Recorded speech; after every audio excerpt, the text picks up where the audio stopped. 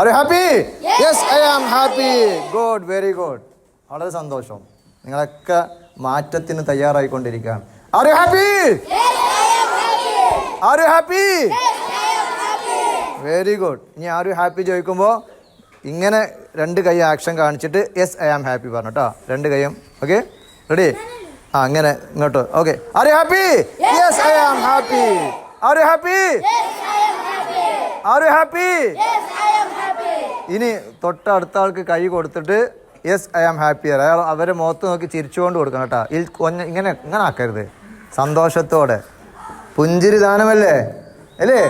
ആ അഷ്റഫുൽ ഖൽഖ് റസൂലുള്ളാഹി പറഞ്ഞു നമ്മൾ എപ്പോഴും പുഞ്ചിരിക്കുന്ന മുഖം നമുക്ക് വേണം. ചില ആൾക്കാർ ആരും നോക്കിയാൽ ചിരിക്കൂല, ഇങ്ങനെ ഇങ്ങനെക്കും. നിങ്ങൾക്ക് എല്ലാവരും പരിചയമല്ലേ അല്ലേ? നമ്മൾ ഈ ക്യാമ്പ് കൊണ്ടൊക്കെ ഉദ്ദേശിക്കുന്നത് അതാണ്. നല്ല ഒരു സൗഹൃദം നമ്മൾ ഉണ്ടാക്കി വെക്കണം. മനസ്സിലായില്ലേ? ഈ സൗഹൃദം ഇൻഷാ അല്ലാഹ് നമ്മൾ എവിടെ എത്തിക്കഴിഞ്ഞാലും ആ സൗഹൃദം നമുക്ക് കാത്തു സൂക്ഷിക്കാൻ പറ്റണം. ഓക്കെ, ഇനി തൊട്ടടുത്ത ആൾ കൈ കൊടുത്തിട്ട് പറയണം yes I am happy. Okay start. Yes I am happy പറയൂ. ആ ഒന്നുകൂടി yes I am happy. Very good. കണ്ട അവരൊക്കെ ഒന്ന് ചേർത്ത് പിടിച്ചു. Are you happy? Yes I am happy. Good good good good very good. ഞാനും ഹാപ്പി ആയിട്ടാ നിങ്ങൾ ഇങ്ങനെ ചെയ്യാനുണ്ടപ്പോൾ. ഇനി ഞാൻ 1 എന്ന് പറയുമ്പോൾ നിങ്ങൾ വലത്തെ കൈൻ്റെ ചൂണ്ടുവിരൽ ഇങ്ങനെ കാണിച്ചിട്ട് 1 എന്ന് പറയാം. ഓക്കെ, അപ്പോൾ നിങ്ങൾ ഇടത്തെ കൈ നെഞ്ചത്ത് വെക്കണം കേട്ടോ. ഓക്കെ, 2 എന്ന് പറയുമ്പോൾ ഇടത്തെ കൈ ഇങ്ങനെ 2 വിരൽ പൊക്കുക, അപ്പോൾ വലത്തെ കൈ നെഞ്ചത്ത് വെക്കണം. 3 എന്ന് പറയുമ്പോൾ ഇങ്ങനെ, 4 എന്ന് പറയുമ്പോൾ ഇങ്ങനെ, 5 എന്ന് പറയുമ്പോൾ ഇങ്ങനെ. ഓക്കെ, ഇത് കോൺസെൻട്രേഷൻ ചെക്ക് ചെയ്യാനുള്ള ഒരു ചെറിയൊരു ആക്ടിവിറ്റിയാണ്. ആ 2 എന്ന് പറയുമ്പോൾ അവിടെ ആകുമ്പോൾ മറ്റേ കൈ നെഞ്ചത്ത് അടിക്കുക. ഓക്കെ, ആ അല്ല 2 വട്ടം അടിക്കണമെന്നില്ല, ജസ്റ്റ് ഇങ്ങനെ കൈ ഇവിടെ വെച്ചാൽ മതി. ഓക്കെ, ആക്ഷൻ കാട്ടുകയും ചെയ്യുക. ഞാൻ അടിക്കണിച്ചിട്ട് കുഴപ്പമില്ല, നിങ്ങൾക്ക് ബുദ്ധിമുട്ടാവില്ലെങ്കിൽ അടിച്ചോളൂ. ആദ്യം വലുതെന്നാണ് തുടങ്ങുന്നത്. Okay ready? സ്റ്റാർട്ട് ചെയ്യില്ലേ? പിന്നെ 5 കഴിഞ്ഞാൽ പിന്നെ 4 3 2 1 റെഡി? ഓക്കെ, സ്റ്റാർട്ട് ചെയ്യാൻ പോവാണ്. അപ്പോൾ നിങ്ങൾ 1 എന്ന് പറയും ചെയ്യണം കേട്ടോ. 1 എന്ന് പറയും ചെയ്യണം. രണ്ടും ഒരേ സമയം ചെയ്യണം. ആക്ഷനും കാട്ടണം, അതോടൊപ്പം പറയും ചെയ്യണം. ശ്രദ്ധാവാൻ ലഭതേ ജ്ഞാനം എന്ന് സംസ്കൃതത്തിൽ പറയും. ശ്രദ്ധാവാൻ ലഭതേ ജ്ഞാനം എന്ന് പറഞ്ഞതാ ശ്രദ്ധിക്കുന്ന ആളുകൾക്ക് അറിവ് ലഭിക്കുള്ളൂ. നിങ്ങൾ ശ്രദ്ധിക്കണം. ശ്രദ്ധ ഇല്ലാഞ്ഞാൽ എന്താ സംഭവിക്കുക? ശ്രദ്ധ ഇല്ലാത്തതുകൊണ്ട്, അശ്രദ്ധ കൊണ്ടാണ് ഇവിടെ പല അപകടങ്ങളും സംഭവിക്കുന്നത്. നിങ്ങൾ ചീത്ത കൂട്ടുകെട്ടിലൊക്കെ പോകുന്നത് ശ്രദ്ധിക്കാത്തതുകൊണ്ടാണ്. നിങ്ങൾ ശ്രദ്ധിക്കുന്നില്ല. നിങ്ങൾ ആളുകൾ ചൂഷണം ചെയ്തുകൊണ്ടിരിക്കുകയാണ് പല രീതിയിൽ. അതിലേക്ക് ഞാൻ വരാം. ഓക്കെ, സ്റ്റാർട്ട് ചെയ്യല്ലേ? ആ മോനെ കാല് മേലെ അങ്ങനെ ഉയർത്തി വെക്കുക, കാലൊക്കെ താഴെ വെക്കുക കേട്ടോ. അങ്ങനെ കാല് ഉയർത്തിയൊക്കെ വെക്കുമ്പോൾ ആ ഒരു ക്യാമ്പിൻ്റെ അന്തരീക്ഷം കിട്ടില്ല. നമ്മളെപ്പോഴും എന്ത് ചെയ്യണം? നമ്മൾ ഇരിക്കുന്ന പൊസിഷൻ കറക്റ്റ് ആക്കണം. Okay, 1 very good. 2 നിങ്ങൾ വിരൽ മാറാൻ പാടില്ല, വിരൽ കൂടാനോ കുറയാനോ പാടില്ല. 3 4 5 4 3 2 പറഞ്ഞാൽ 3 പേരല്ലേ പൊക്കല്. 1 ആ ഇനി ഫസ്റ്റ് ഒന്നുകൂടിട്ടാ, ഇനി സ്പീഡാക്കാൻ പോട്ടാ. റെഡി? വിരൽ അതേപോലെ ചെയ്യണം. 1 2 3 4 5 4 3 2 1 വെരി ഗുഡ്. എല്ലാവരും ഉഷാറാണ്.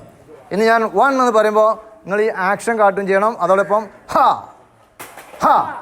2 എന്ന് പറയുമ്പോൾ ഹാ ഹാ. 3 എന്ന് പറയുമ്പോൾ ഹാ ഹാ ഹാ. 4 എന്ന് പറയുമ്പോൾ ഹാ ഹാ ഹാ ഹാ. 5 എന്ന് പറയുമ്പോൾ ഹാ ഹാ ഹാ ഹാ ഹാ. എണ്ണം കൂട്ടരുത് കേട്ടാ, 5 കൂടാൻ പാടില്ല. റെഡി? Okay ready? സ്റ്റാർട്ട് ചെയ്യാണ്. ആക്ഷൻ കാട്ടണം. നേരത്തെ ആക്ഷനും അതോടൊപ്പം സൗണ്ട് ഉണ്ടാക്കുക. റെഡി? 1 ഹാ 2 3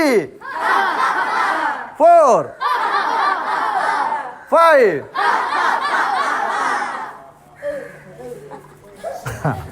എല്ലാവരും ചിരിച്ചില്ലേ? ചിരിച്ചോ? ചിരിക്കാം ചിരിക്കാം ചിരിച്ചു കൊണ്ടിരിക്കാം, ചിരിയുടെ അമ്മിട്ടിന് തിരി കൊടുക്കാം. പഠിക്കാം. ചിരിക്കാം ചിരിക്കാം ചിരിച്ചു കൊണ്ടിരിക്കാം, ചിരിയുടെ അമ്മിട്ടിന് തിരി കൊടുക്കാം. ഒന്നുകൂടെ. ചിരിക്കാം ചിരിക്കാം ചിരിയുടെ അമ്മിട്ടിന് തിരി കൊടുക്കാം. കണ്ണുനീരിനു ടാറ്റ ചുടു കണ്ണുനീരിനു ടാറ്റ. ആ കണ്ണുനീരിനു ഒന്നുകൂടി. കണ്ണുനീരിനു ടാറ്റ ചുടു കണ്ണുനീരിനു ടാറ്റ.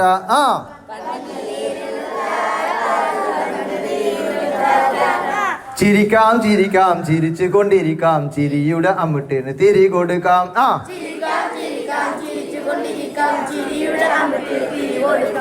കരഞ്ഞാലും മരിക്കും ചിരിച്ചാലും മരിക്കും എന്നാൽ പിന്നെ ചിരിച്ചൂടെ.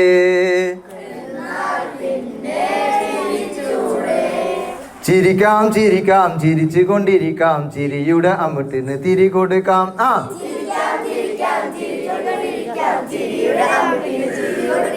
ജീവിതത്തിൽ എന്ത് പ്രശ്നം പ്രതിസന്ധി വരുമ്പോഴും നമ്മൾ വാടി തളരാൻ പാടില്ല, ചിരിച്ചിട്ട് നേരിടണം. മനസ്സിലായില്ലേ? മനസ്സിലാണ്ടോ? നമ്മൾ ചില ആൾക്കാർ കളിയാക്കും, ചില ആൾക്കാർ നമ്മളെ മെയിൻറ്റെയിൻ ചെയ്യൂല. അപ്പോൾ ചില ആൾക്കാർ എന്ത് ചെയ്യും? ഓലിങ്ങനെ ആര് തരും, ഞാനെന്ത് ചെയ്യും, ഞാൻ ശ്രദ്ധിക്കുന്നത് തീരുമാനിക്കും. Okay okay. നമ്മൾ തളരാൻ പാടില്ല. നമ്മൾ തളർത്താൻ വേണ്ടി പലരും ശ്രമിക്കും. നിങ്ങളിങ്ങനെ വാടിക്കുക. അപ്പം നിങ്ങൾ എന്ത് ചെയ്യണം? നിങ്ങൾ ഉഷാറായിട്ടിടണം. ഓക്കെ. ഞാൻ ഒരു കഥ പറഞ്ഞ് തുടങ്ങട്ടെ ക്ലാസ്. വെള്ളം കുടിക്കണം. ഇനിയിപ്പോൾ എന്താ ചെയ്യുക? നിങ്ങൾ ഇടയ്ക്ക് ഇങ്ങനെ വെള്ളം കുടിക്കാൻ പോയി കഴിഞ്ഞാൽ എങ്ങനെ? ഇപ്പോൾ ജ്യൂസ് കുറച്ച് കഴിഞ്ഞാൽ വരുമ്പോൾ അത്ര ദാഹം ഉണ്ടോ? നീ ഒരാൾ പോയി കഴിഞ്ഞാൽ ബാക്കിയുള്ളവർക്കൊക്കെ അങ്ങനെ പോകാൻ തോന്നും. അതാണ് പ്രശ്നം. കുറച്ച് വെയിറ്റ് ചെയ്തൂടെ? അത്ര ബുദ്ധിമുട്ടൊന്നുമില്ലല്ലോ. പാട്ട് ഒന്നുകൂടി പാടണ? പാട്ട് എത്ര ഇഷ്ടപ്പെട്ട്? കരീന് പാടാ. കരീണിന് പാട്ടുണ്ട്, കരയാനും പാട്ട്. എപ്പോഴും ചിരിക്കാൻ പറ്റൂല, കരയണം. മനസ്സിലായില്ലേ? നമ്മൾ ചില കാര്യങ്ങൾ നമ്മൾ എന്ത് ചെയ്യണം? അള്ളാഹു സുബ്ഹാനഹു വ തആല നമുക്ക് തന്ന അനുഗ്രഹങ്ങളൊക്കെ നമ്മൾ ഓർത്ത് അള്ളാഹുവിനോട് ശുക്ർ ചെയ്യണം. അതോടൊപ്പം തന്നെ നമ്മളുടെ എന്തെങ്കിലും തെറ്റുകുറ്റങ്ങൾ വന്നാൽ അള്ളാഹുവിനോട് കരഞ്ഞിട്ട് എന്ത് ചെയ്യണം? മാപ്പ് തരണം. അല്ലേ? കരച്ചില്ല, അത് വേറെ. ഇപ്പോൾ നമ്മൾ ചിരിയിലൂടെ തുടങ്ങാം കേട്ടോ. ഇത് കുറേ ഗെയിമുകളൊക്കെ ഉണ്ട് നമ്മൾ ഇന്ന് ഈ ക്ലാസ്സിൽ. വെറും ക്ലാസ് മാത്രമല്ല, കുറച്ച് ആക്ടിവിറ്റീസ് കുറേ ഇതൊക്കെ എന്ത് ചെയ്യും? ക്ലാസ് ചെറിയ ബ്രേക്കൊക്കെ തന്നിടേണ്ട ക്ലാസ് പോവാം. ഓക്കെ. അപ്പോൾ ഞാനൊരു കഥ പറയാൻ പോവാണ്. ഈ കഥ നിങ്ങൾക്ക് എല്ലാവർക്കും പരിചയമുള്ളൊരു കഥ തന്നെയാണ്. എന്നാലും കേൾക്കാത്ത കുട്ടികൾ ഈ കൂട്ടത്തിലുണ്ടാവും. ഒരു ഉപ്പ 2ാം ക്ലാസ് പഠിക്കുന്ന തൻ്റെ മകൻ്റെ കയ്യിൽ നല്ല തിളക്കമുള്ള ഒരു മോതിരക്കല്ല് കൊടുത്തു. ഈ കഥ ആരും കേട്ടിട്ടുണ്ടോ? മോതിരക്കല്ലിൻ്റെ കഥ. ആ മോതിരക്കല്ല് കൊടുത്തിട്ട് ആ കുഞ്ഞു മോനോട് ചോദിച്ചു, ഇപ്പം എൻ്റെ കുട്ടീൻ്റെ കയ്യിലുള്ള മോതിരക്കല്ലിന് അതിന് എത്ര വില ഉണ്ട് എനിക്ക് അറിയോ ചോദിച്ചു. അപ്പോൾ 2ാം ക്ലാസ് പഠിക്കുന്ന കുട്ടിക്ക് എത്ര വയസ്സുണ്ടാവും? 7 അല്ലേ? 7 വയസ്സുള്ള കുട്ടി പറഞ്ഞു, ഉപ്പ എനിക്കറിയില്ല, ഉപ്പ പറയൂ പറഞ്ഞു. അപ്പോൾ ഉപ്പ പറഞ്ഞു, മോനെ ഇതിൻ്റെ വില നീ തന്നെ കണ്ടെത്തണം. ഞാനെങ്ങനെ കണ്ടെത്തുക? അതിന് ഉപ്പ ഒരു സൂത്രവിദ്യ പറഞ്ഞുതരാം. നീ കല്ലുമായി പുറത്തേക്ക് ഇറങ്ങണം. പുറത്തേക്ക്, ഇത് കഥ കേട്ടാ. പുറത്തേക്ക് ഇറങ്ങുമ്പോൾ ആരെങ്കിലും എന്നോട് ഈ കല്ല് ആവശ്യപ്പെട്ട് കഴിഞ്ഞാൽ അവരോട് നീ സംസാരിക്കാനൊന്നും നിൽക്കരുത്. ഉപ്പ കാണിച്ചു തരുന്ന ആക്ഷൻ കാണിച്ചാൽ മതി. എന്നിട്ട് അവർ എത്ര വില പറഞ്ഞു എന്ന് ഉപ്പാനോട് പറയണം. എന്നിട്ട് ഉപ്പ ഓക്കെ എന്ന് പറഞ്ഞാൽ മാത്രമേ ആ കല്ല് കൊടുക്കാൻ പാടുള്ളൂ എന്ന് പറഞ്ഞു. മനസ്സിലാക്കുന്നത് ശ്രദ്ധിക്കുന്നുണ്ടോ? ഞാൻ ചോദിക്കൂട്ടോ, ഈ കഥയുടെ ഇടയ്ക്ക് ഞാൻ ചോദിക്കും, നിങ്ങൾ ശ്രദ്ധിക്കുന്നുണ്ട് അറിയാൻ വേണ്ടി. അപ്പോൾ ഉപ്പ കാണിച്ച ആക്ഷൻ എന്താ? ഈ ഒരു ആക്ഷൻ, 2 എന്നൊരു ആക്ഷൻ കേട്ടോ. അപ്പോൾ ഈ കുട്ടി ഈ കല്ലുമായി പുറത്തേക്ക് ഇറങ്ങിയപ്പോൾ ഒരാൾ ഇങ്ങനെ കൈയടിച്ച് പിടിച്ച്, മോനെ ഇവിടെ വാ, എന്തോ എൻ്റെ കയ്യിൽ എന്തോ ഒരു തിളക്കമുള്ള മോതിരമുണ്ടല്ലോ, മോതിരക്കല്ല് കണ്ടല്ലോ, ആ കല്ല് നോക്കട്ടെ. അയാൾക്ക് ആ കല്ല് കണ്ടപ്പോൾ ഇഷ്ടപ്പെട്ടു. ആ കുട്ടീനോട് ചോദിച്ചു, മോനെ ഈ കല്ല് എനിക്ക് തരുമോ? ഞാൻ എനിക്ക് പൈസ തരാം, എനിക്ക് എത്ര വേണ്ട? അപ്പോൾ ആ കുട്ടി ഈ ആക്ഷൻ കാണിച്ചപ്പോൾ ഈ കാക്ക എന്താ ചെയ്ത് തരുമോ? പോക്കറ്റിൽ കൈയിട്ട് എടുത്തത് എത്ര തരുമോ? 2 റുപ്യ. 2 റുപ്യ കൊടുത്തുകൊണ്ട് എന്നാ മോനെ ഇജ്ജ് മുട്ടായി വാങ്ങി കഴിച്ചു, ആ കല്ല് എനിക്ക് കൊണ്ടായിരുന്നു. അപ്പോൾ എനിക്ക് ഓർമ്മ വന്ന് എന്താ ഉപ്പ എന്താ പറഞ്ഞത്? ഉപ്പാൻ്റെ സമ്മതമില്ലാതെ കല്ല് ആർക്കും കൊടുക്കരുത് പറഞ്ഞിട്ടുണ്ട്. പറഞ്ഞു മനസ്സിലാണ്ടോ? അപ്പോൾ ഉപ്പാനോട് പറഞ്ഞു, ഉപ്പച്ചിയെ ഇന്ന കാക്ക 2 റുപ്യക്ക് കല്ല് ചോദിക്കുന്നുണ്ട്, കൊടുക്കണോ ചോദിക്ക്. ഉപ്പ പറഞ്ഞു, മോനെ കല്ലിൻ്റെ വില അതല്ല കേട്ടോ, എന്നെ പറ്റിക്കാൻ ഒരുപാട് ആൾക്കാർ ഇവിടെ ഉണ്ട്, അതുകൊണ്ട് ആ ടൈപ്പ് ആൾക്കാരെടുത്ത് പോകരുത്, അവരെന്നെ പറ്റിക്കുമെന്ന് പറഞ്ഞു. അങ്ങനെ ഉപ്പ ഓനെ വേറെ സ്ഥലത്തേക്ക് പറഞ്ഞയച്ചു. ഇത് ഒരു കഥയാട്ടോ. വേറെ സ്ഥലത്തെത്തിയപ്പോൾ വേറെ ഒരാൾ ഇതേപോലെ ഓനോട് ഈ കല്ല് ആവശ്യപ്പെട്ടു. അതേ ആളോടും ഇതേ ആക്ഷൻ കാണിച്ചപ്പോൾ അയാൾ എന്ത് ചെയ്ത് പോക്കറ്റിൽ കൈയിട്ട് എടുത്ത് എത്രയോ 2 റുപ്യ അല്ല, പകരം 2000 റുപ്യ. എത്ര? 2000 റുപ്യ. അപ്പോൾ കുട്ടിക്ക് വല്ലാത്ത സന്തോഷം. കുട്ടി തുള്ളിച്ചാടി വീട്ടിലേക്ക് ഓടുകയാണ്. ഉപ്പച്ചിനോട് പറയും, ഉപ്പച്ചി 2000 റുപ്യക്ക് കാക്ക കല്ല് വയ്ക്കണം, നമ്മൾ കൊടുക്കല്ലേ എന്ന്. കാരണം 2 റുപ്യ പറഞ്ഞു കൊടുത്ത് 2000 റുപ്യയിൽ ആർക്കായാലും സന്തോഷം ഉണ്ടാവില്ലേ ഇല്ലേ? ഈ കുട്ടീനെ സംബന്ധിച്ചോളം 2000 എന്ന് പറഞ്ഞാൽ വലിയ സംഖ്യയായിട്ട് എനിക്ക് തോന്നി. അപ്പോൾ ഉപ്പ ചിരിച്ചുകൊണ്ട് പറഞ്ഞു, മോനെ എനിക്കിപ്പോൾ മനസ്സിലാവണ്ട കല്ലിൻ്റെ വില കൂടുന്നത്. കല്ല് മാറിയിട്ടില്ലല്ലോ, സെയിം കല്ലല്ലേ, വേറെ കല്ലല്ല, അതേ കല്ലാണ്. അങ്ങനെ ആ കുട്ടീനോട് ഉപ്പ പറഞ്ഞു കൊടുക്കുകയാണ്, മോനെ കല്ലിൻ്റെ വില അതല്ല കേട്ടോ, 2000 റുപ്യ ഒന്നുമല്ല. 2000 റുപ്യ അല്ല, പിന്നെന്താ ഉപ്പ അതിൻ്റെ വില? നീ ക്ഷമിക്ക്, അതിൻ്റെ വില ശരിയായ വില എനിക്ക് എത്തുമ്പോൾ അപ്പോൾ ഉപ്പ പറഞ്ഞുതരാം. അങ്ങനെ ഉപ്പ എന്ത് ചെയ്ത് ആ കുട്ടീനെ മ്യൂസിയത്തിൻ്റെ, അതായത് വിദേശികളൊക്കെ വരുന്ന ഒരു മ്യൂസിയത്തിൻ്റെ മുന്നിലേക്ക് പറഞ്ഞു വെച്ചു. ഉപ്പാക്ക് ആ കുട്ടിക്ക് ജീവിതത്തിൻ്റെ വാല്യൂ എന്താണെന്ന്, മൂല്യം എന്താണെന്ന് ആ കുട്ടിക്ക് മനസ്സിലാക്കാനാണ് ഒരു കഥ. അങ്ങനെ മ്യൂസിയത്തിൻ്റെ മുന്നിലെത്തിയപ്പോൾ ഓനെ കണ്ടിട്ടൊരു മദാമ എന്ന് പറഞ്ഞ ഇംഗ്ലീഷുകാർ, മനസ്സിലായില്ലേ? മദാമ വന്നിട്ട് അത്ഭുതത്തോടെ ആ കല്ലിങ്ങനെ നോക്കിയിട്ട് പറഞ്ഞു, മോനെ, ഇംഗ്ലീഷിൽ പറഞ്ഞു, ഹൗ മച്ച് റുപ്പീസ്, എത്ര രൂപയാണ്, ഞാൻ എനിക്ക് പൈസ തരാം, എനിക്ക് തരുമോ ചോദിച്ചു. അപ്പോൾ ആ കുട്ടി ഇതേ ആക്ഷൻ കാണിച്ചപ്പോൾ മദാമ ഞെട്ടിക്കുന്നൊരു സംഖ്യ പറഞ്ഞു, 2 lakh. എത്ര? 2 ലക്ഷം റുപ്യ ഈ കല്ലിന് ഞാൻ തരും, ആ കല്ല് എനിക്ക് തരുമോ ചോദിച്ചു. ഇവൻ ചെയ്ത പണി എന്താ അറിയോ? ഇവൻ ഓട്ടോറിക്ഷ വിളിച്ച് പെരീക്കോയി. എന്തിനാ? ഉപ്പാനെ ആ ഓട്ടോറിക്ഷ കയറ്റിയിട്ട്, കാരണം മദാമ പോയി കഴിഞ്ഞാൽ 2 ലക്ഷം റുപ്യ നഷ്ടപ്പെടും അല്ലേ? ഇപ്പം ഓട്ടോറിക്ഷ വരുന്നുണ്ടപ്പോൾ ആപ്പ വെച്ച്, എന്താ മോനെ ഓട്ടോറിക്ഷയിലൊക്കെ ഒന്ന് ഉപ്പച്ചി വേഗം കയറ്, 2 ലക്ഷം റുപ്യ ഒരു മദാമ തരാറ്, നിങ്ങൾ വേഗം കയറി പറഞ്ഞു. അപ്പോൾ ഉപ്പ ചോദിച്ച്, മോനെ കല്ലിൻ്റെ വില കൂടുന്നത് കണ്ടില്ലേ? പാപ്പ എന്തേ തരാം, ഓട്ടോറിക്ഷക്കാരന് പൈസ കൊടുത്ത് പറഞ്ഞയച്ചു. എൻ്റെ പൊന്നു മോൻ ഇവിടെ വാ, 2 ലക്ഷം റുപ്യ അല്ല അതിൻ്റെ വില. 2 ലക്ഷം അല്ല, ഇപ്പാക്ക് പിരാന്തിട്ടാ, നിങ്ങൾക്കത്തെ പിരാന്തുണ്ട്, 2 ലക്ഷം ചോദിച്ചിട്ട് നിങ്ങളെന്താ കൊടുക്കാത്തത്? അപ്പോൾ ഉപ്പ ചിരിച്ചുകൊണ്ട് പറഞ്ഞെന്താ, ഇനി ഈ ഒരു സ്ഥലത്തേക്ക് ഈ കല്ലേറ്റ് പോകണം.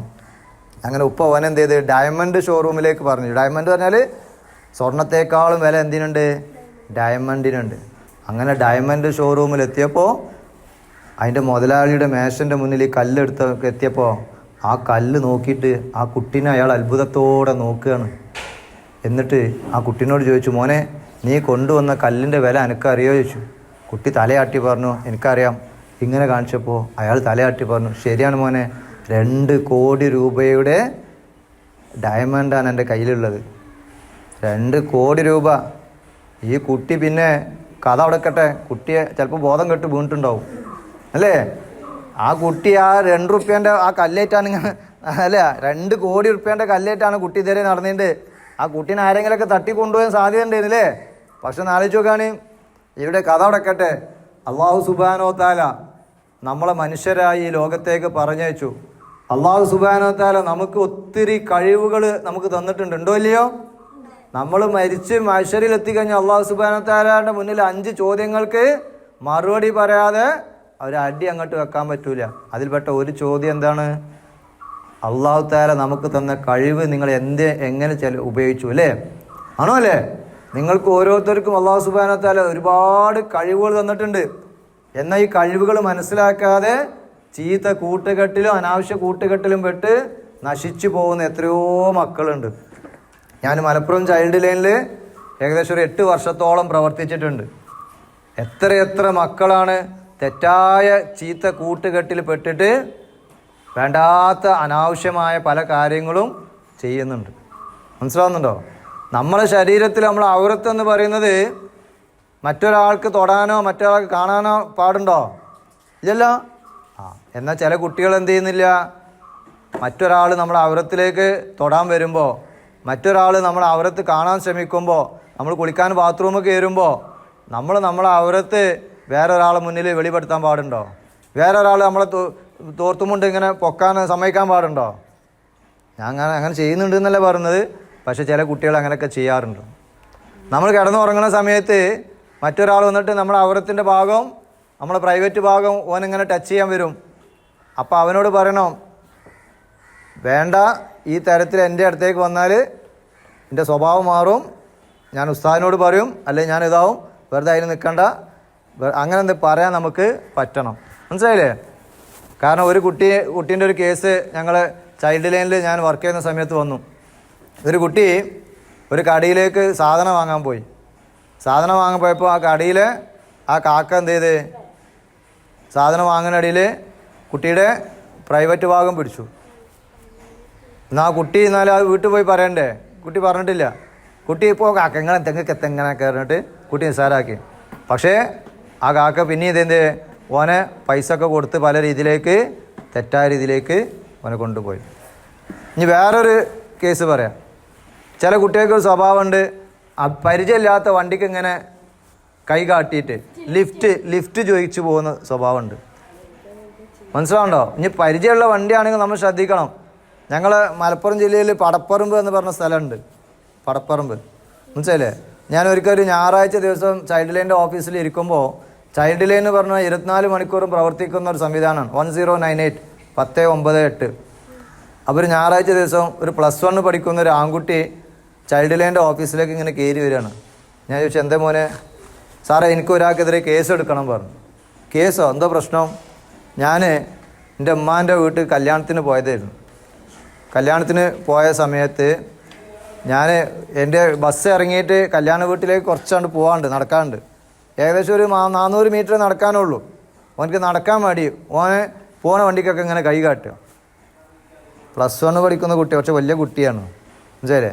അങ്ങനെ ഇങ്ങനെ കൈ കാട്ടിയപ്പോൾ ഒരു മാരുതി കാറ്, ഒരു വെള്ള മാരുതി കാർ ഇങ്ങനെ വന്നപ്പോൾ കൈ കാട്ടി അയാൾ നിർത്തി കൊടുത്തു. എന്നിട്ട് ഓനോട് കയറാൻ പറഞ്ഞു.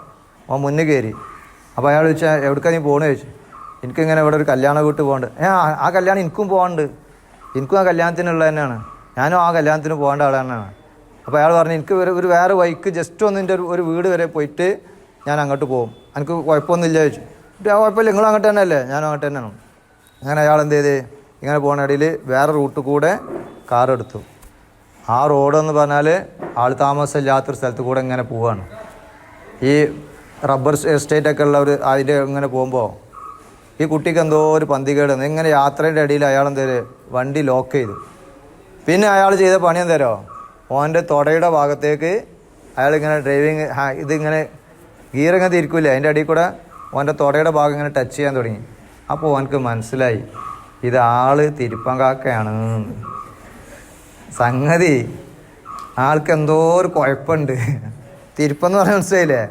അയാൾ കുട്ടികളെ മോശമായ രീതിയിൽ ഉപയോഗിക്കുന്ന ഒരാളാണ്. പീഡിപ്പിക്കുക അല്ലേ? പീഡിപ്പിക്കുക. അപ്പോൾ ഓനക്ക് മനസ്സിലായി. ഓൻ പറഞ്ഞു, കാക്ക നിങ്ങൾക്ക് ആൾ മാറിപ്പോയി. അപ്പോൾ അയാൾ പറഞ്ഞ്, എനിക്ക് ഇജ്ജ് ചോദിച്ച പൈസ തരാം, എനിക്ക് ഞാൻ 100 റുപ്യ തരാം. ഇവിടെ ഇവിടെ എൻ്റെ ഒരു വീടുണ്ട്. എനിക്കെന്ത് നമുക്ക് രണ്ടാമത്തെ കണ്ടിട്ട് കല്യാണത്തിന് പോവാം, ഒന്ന് അവിടേക്ക് കയറിയിട്ട് പോയാൽ പോരെയാണ്. ഓൻ പറഞ്ഞ്, എനിക്ക് നിങ്ങളെ 100 വേണ്ട, ഒന്നും വേണ്ട, മര്യാദയ്ക്ക് എന്നെ ഇവിടെ ഇറക്കുക നല്ലതായിരുന്നു. പക്ഷേ ആളെ ഇറക്കണില്ല. അവസാനം ഇപ്പം എന്ത് ചെയ്തരോ, ആ ഗ്ലാസ്സില്ലേ, ആ ഡോറിൻ്റെ ആ ഗ്ലാസ് ഒറ്റാണ്ട് കുത്തിയാണ് പൊട്ടിച്ച സമയത്ത് ഗ്ലാസ് പൊട്ടി. അപ്പം പിന്നെ അയാൾക്ക് പേടിയായി. ഗ്ലാസ് പൊട്ടിയൊരു വണ്ടിയുമായിട്ട് പോയി കഴിഞ്ഞാൽ ആൾക്കാർ ശ്രദ്ധിക്കൂലേ അല്ലേ? അപ്പോൾ അയാൾ എന്ത് ചെയ്തരോ, ഓൻ അവിടെ ഉപേക്ഷിച്ച് എന്നിട്ട് അയാൾ സ്പീഡിൽ പോയി. പക്ഷെ ഇപ്പം നല്ല ബേളുള്ള കുട്ടിയാണ്. ഓൻ എന്താ ചെയ്ത് പണി തരുമോ, ഓൻ വണ്ടി നമ്പർ നോട്ട് ചെയ്തു. എന്നിട്ട് ചൈൽഡ് ലൈൻ്റെ ഓഫീസിലേക്ക്, ഇതുള്ള സംഭവമായിട്ട് ഞാൻ പറഞ്ഞത്, ഉള്ള സംഭവമാണ്, ഉണ്ടായ സംഭവമാണ്. അങ്ങനെ ഓന് ചൈൽഡ് ലൈൻ്റെ ഓഫീസിലേക്ക് വന്നിട്ട് ഈ വണ്ടി നമ്പർ എനിക്കൊരു പരാതി ഉണ്ട്, ഒരാൾ എന്നോട് ഇങ്ങനെയൊക്കെ പെരുമാറിയിട്ടുണ്ട് എന്ന് പറഞ്ഞിട്ട്, ഒരു വണ്ടിയുടെ നമ്പർ കിട്ടി കഴിഞ്ഞാൽ ആളെ ട്രേസ് ചെയ്യാൻ എളുപ്പമല്ലേ അല്ലേ? നമ്മൾ മലപ്പുറം RTO ഓഫീസുമായിട്ട് കണക്ട് ചെയ്ത് ഓനക്ക് പറഞ്ഞാൽ പോലും എനിക്ക് പരാതി ഉണ്ട്, അയാൾക്കെതിരെ നടപടി എടുക്കണം, അയാൾ എത്രയോ കുട്ടികളെ ഇതേപോലെ പല രീതിയിൽ ഉണ്ടാവില്ലേ? നമ്മളെ പരിസരത്തൊക്കെ ഇങ്ങനെ ധാരാളം ആളുകളുണ്ട്. പറഞ്ഞ് മനസ്സിലാവുണ്ടോ? എന്തുകൊണ്ടാണ് ഇങ്ങനത്തെ ആളുകൾ ഈ തരത്തിലേക്ക് നീങ്ങുന്നത്? ചില കുട്ടികൾ പ്രതികരിക്കൂല, ചില കുട്ടികൾ അതിന് വഴങ്ങി കൊടുക്കുന്ന എത്രയോ കുട്ടികളുണ്ട്. നിങ്ങൾ അങ്ങനത്തെ കുട്ടികളൊന്നുമല്ല. പറഞ്ഞ് മനസ്സിലായില്ലേ? നിങ്ങളൊക്കെ നല്ല മക്കളാണ്. അപ്പം നമ്മളെ ശരീരം എന്ത് ചെയ്യണം? മോനെ വല്ലാതെ ദാഹിക്കുന്നുണ്ട്, എന്നാൽ ഒരു ഗ്ലാസ് വേഗം കുടിച്ചിട്ട് കേട്ടോ, എല്ലാവരും ഒന്നിച്ച് പോകണ്ട.